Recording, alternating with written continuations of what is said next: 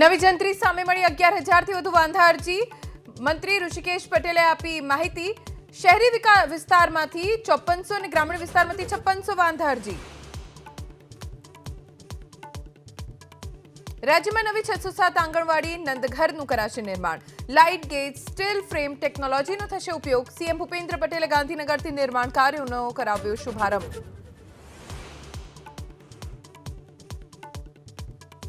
બનાસકાંઠા જિલ્લાના વિભાજન બાદ આક્રોશ ડામવા ભાજપના પ્રયાસ. જિલ્લા ભાજપ પ્રમુખ કીર્તિસિંહ વાઘેલાની આગેવાનો સાથે બેઠક.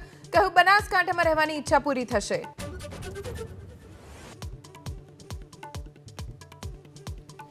દાહોદમાં એસટી બસનો કંડક્ટર નશામાં હોવાનો આરોપ. ગુલબાર દશલા કતવારા બસનો કંડક્ટર નશામાં હોવાનો આરોપ. ફરિયાદના આધારે પોલીસ તપાસ.